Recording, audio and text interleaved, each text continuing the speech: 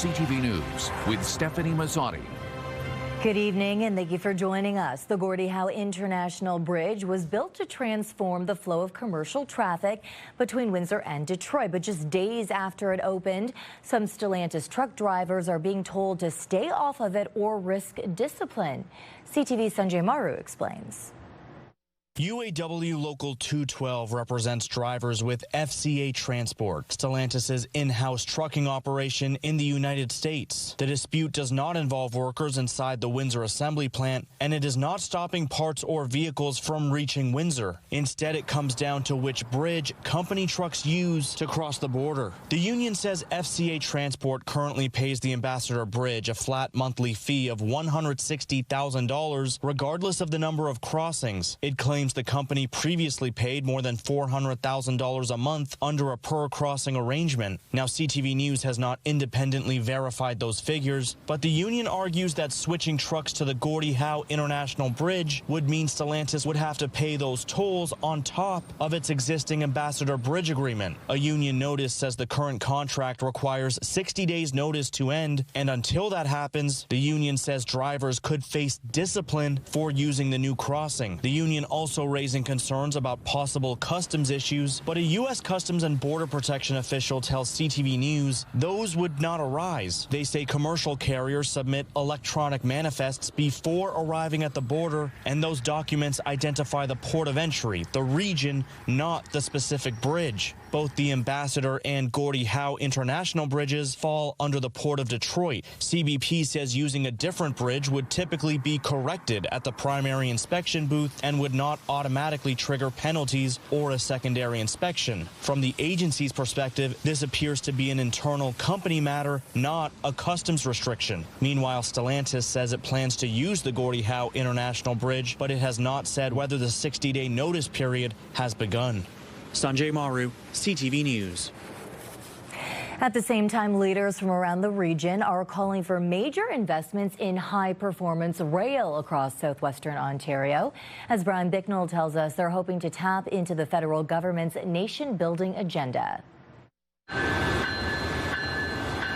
When it comes to better passenger rail service, Canada is missing the boat, according to Woodstock Mayor Jerry Accioni. If you look at our Asian partners, our European partners who have figured out the rail system and use it so well, where we've been in a road system that obviously is getting worse every single year, we have to make some kind of investments. He's part of a group of civic leaders, along with economic development, tourism, and college and university representatives between Toronto and Windsor. They're calling on the federal and provincial governments to invest in high-performance rail. Now, high-performance rail differs from high-speed rail in that instead of just focusing on faster trains, it aims to create a regional integrated network with more frequent service between cities. We know that there are international companies that are looking to relocate to regions that have that kind of integrated mobility networks. Tyler Sutton, London's manager of intergovernmental relations, says the timing is right. We're pitching this as another nation-building project that will do significant things for us here in southwestern Ontario. Sarnia's Mike Bradley is not part of the high-performance rail group. The longtime mayor has advocated for better via rail service for decades. He points out one major snag in the plan. CN controls the tracks. And as long as they control the tracks, we have examples in Sarnia all the time. Passenger train service is delayed significantly, and it makes it unreliable for people to use.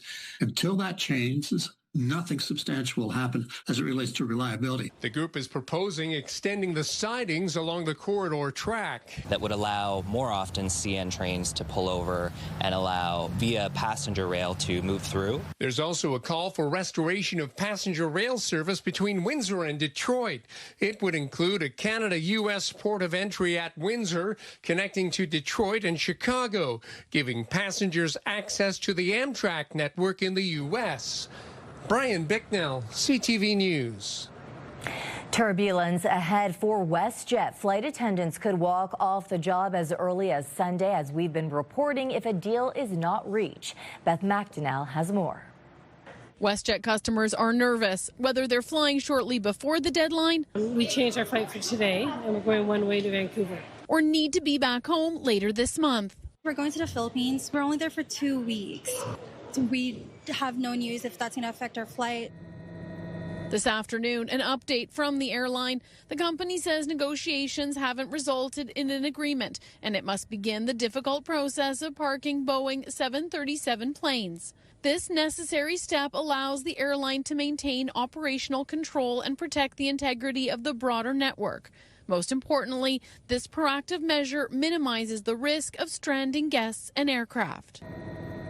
WestJet is allowing passengers between now and Tuesday to cancel their flights or make one-time changes to their bookings. So if you're someone who needs to catch a cruise, whether it be in Florida or Europe or wherever, and you need to get there, I would probably book a fully refundable flight or find alternative methods just to get there. If you're a week out, yeah, you could probably sit and wait for a few more days. The cabin crew's main sticking points are over wages and compensation for work when planes are not in the air. You have to report at the airport an hour before the flight leaves. When you get on the plane, you have to do checks that are mandated by Transport Canada. So these are making sure that all of the safety equipment on the plane is working. Then you have boarding, and during boarding, we're briefing passengers. There's lots and lots of things. You're not paid for the time that you're sitting in between flights. Air Canada flight attendants went on strike last year for the same reason, the dispute affecting 500,000 passengers. But not all hope is lost. Having a deadline when parties are far apart can allow for the right conditions for a deal, says this labor expert. The way that it should work is that deadline creates that pressure cooker environment and creates the incentive to sort of knock your heads together and overcome your differences. Passengers ready to board planes today are feeling relieved. Yeah, it would be a nightmare if I got it after. Happy to be on their way before flights could be canceled. Beth McDonnell, CTV News. In other news tonight, a Lakeshore massage therapist is now behind bars serving time for 7 counts of sexual assault. As CTV's Michelle Molesky learned, the court had also dismissed Jeffrey Young's plea to stay off the sex offender registry. Justice Scott Pratt didn't mince words. The assaults perpetrated on the victims were brazen and damaging. Pratt previously found Jeffrey Young guilty of 7 counts of sexual assault against 4 female victims. The judge says Young exploited the power imbalance between a massage therapist and a patient when he inappropriately touched the women's breasts and vaginal areas. That trust made them overlook what was happening and, in some cases, continue seeing the offender despite their better judgment, the judge wrote in his July 29th decision. Young had begged the court to serve his punishment on house arrest with an ankle monitor, and he didn't believe his crimes warranted going on the sex offender registry. Justice Pratt disagreed. I find these offenses reveal a pattern of behavior that shows an increased risk of future sexual offending. Young's name will be on the sex offender registry for life, and he was then sentenced to 3 years in prison to reflect society's need for protection and the court's respect for victims of sexual assault. I reject the offender's submission that he should be viewed more generously as he was, in his words, only a registered massage therapist. Michelle Molesky, CTV News. The Windsor-Essex County Health Unit is again urging residents to take extra precautions if they're traveling to Michigan following a sharp rise in cases of Cyclosporiasis. So far this year, Windsor-Essex has confirmed 24 cases, well above the usual annual average of just 3. Health officials say many of those cases are linked to recent travel across the border.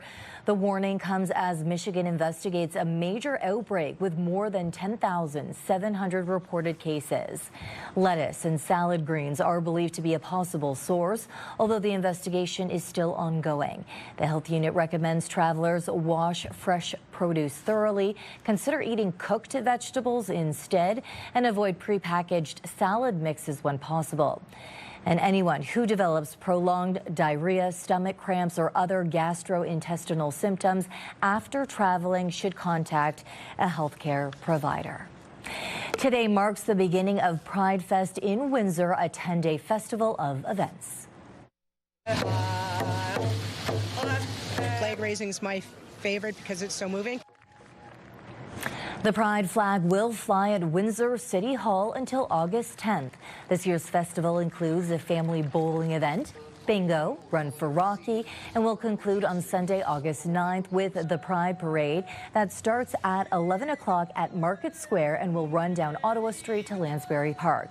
You'll find a link to the full event schedule on our website, ctvnewswindsor.ca. And good news for beachgoers this weekend. All of the local beaches are open. E. coli levels at the 7 beaches across Essex County are all within safe limits. Sandpoint Beach, however, remains closed to swimmers by the city for safety reasons. CTV weather specialist Rita Ismail has your full weather details coming up in 2 minutes' time. Beyond the grave, still ahead, the rise and risks of AI grief bots in healing. Rita joins me now, and Rita, the long weekend is finally here.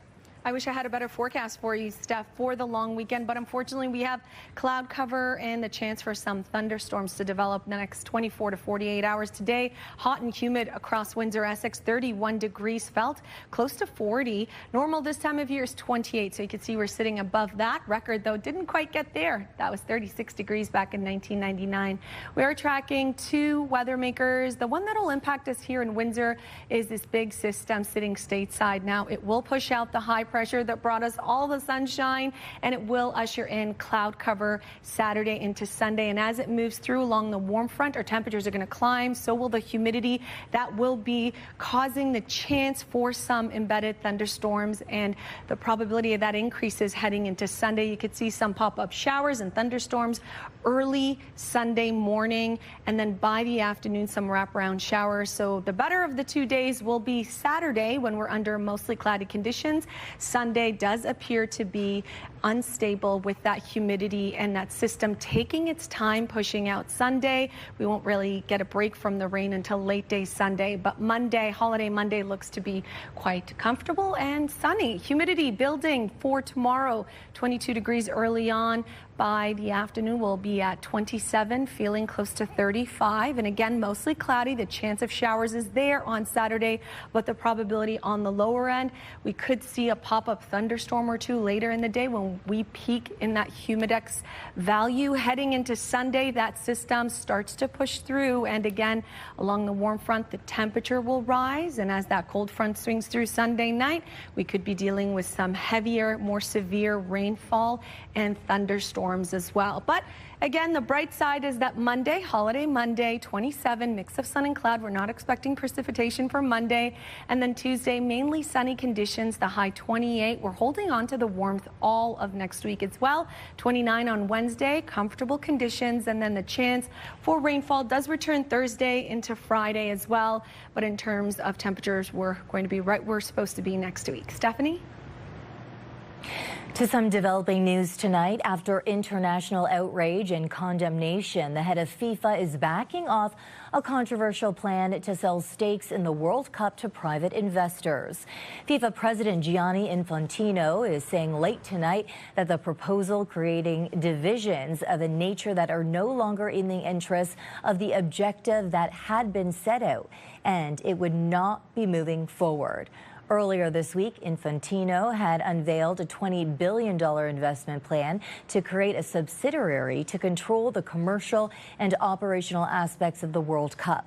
Now, that sparked an intense backlash from soccer fans and organizations like Europe's governing soccer body, which swore to boycott upcoming World Cups if the proposal went through, declaring the event was not for sale. Nobody wants to boycott any game of football, never mind a World Cup game. But we've been pushed into this by a proposal that was so damaging, it could have dismantled the whole infrastructure of the game. Well, I think FIFA's plans are falling apart. And I'm dead proud, actually, that the FA and UEFA have led the charge against the idea the World Cup's for sale. Again, Infantino saying in the wake of this controversy, his goal now is to bring the football world back together and grow the sport everywhere. Now, they say art is in the eye of the beholder, and it's fair to say not everyone is blown away by 3 giant plastic rocks recently installed in Saskatoon. The city is defending spending almost $300,000 on the sculptures. As CTV's Alison Bamford tells us, the art project certainly has people talking. Shining in the summer sun, Saskatoon's newest art installation is hard to miss, and even harder for some to wrap their heads around. It seems kind of outrageous to me a little bit. This rock is made of plastic, and 3 of them cost the city nearly $300,000. Yeah, it is a bit hard to digest something so expensive. The rocks were formed from plastic waste, using grain bags, bottle caps, and garbage bins. They're placed at different spots across the city, meant to draw attention to environmental sustainability and waste reduction. I think it's a great idea. We spend money on other things, so why not on public art? I'm okay with putting money into art. I just would like to know if this is art. Thousands of hours of specialized work went into creating these sculptures crafted by 2 Calgary artists. Isis Campbell supports public installations, but the art major wishes the city sourced local artists for the job. There's so many artists here, and it's kind of hard to get work. The city says the Calgary artists were selected through a competitive process, and the project's price tag was under the allocated budget for public art. All this talk about rocks will likely continue. One Saskatoon city councillor plans to bring up the city's public art budget at the next council meeting. I think the frustration and the response that we're getting from the community is valid. I've expressed my concern about the amount that this capital art program allocates, and I would like to see the percentage coming down. A rocky start for the sculptures that just rolled on to the city's art scene. Alison Bamford, CTV News, Saskatoon. In Toronto, the TSX lost 280 points. In New York, the Dow gained 277, the Nasdaq added 252. The Canadian dollar dropped 0.08 of a cent today. Gold fell almost $54 an ounce, and oil gained $108 a barrel. A major update now to a precedent-setting legal battle we first told you about in 2023. Health Canada will allow gay and bisexual men in this country to donate to sperm banks. CTV's Rachel Aiello has more now on the significance.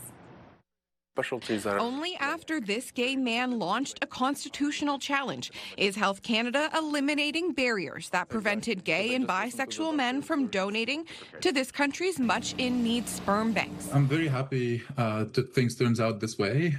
Before coming out, Aziz donated to a Toronto sperm bank, helping a lesbian couple grow their family.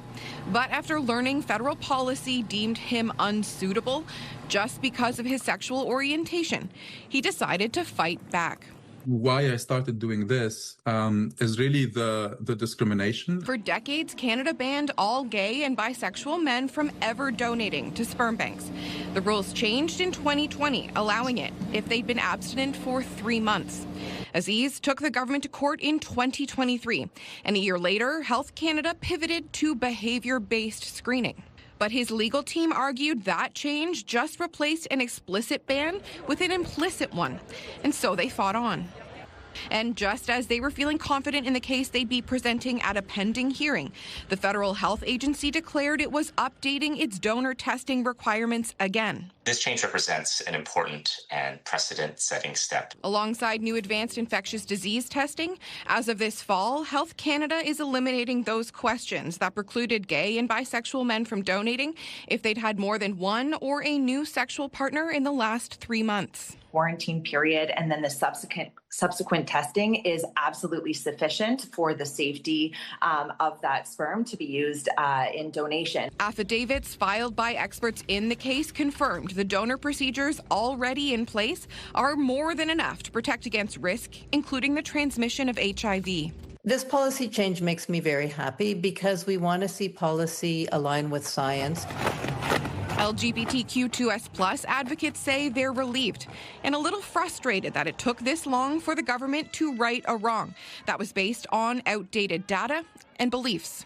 I'm also really filled with so much gratitude towards Aziz for tirelessly fighting this issue.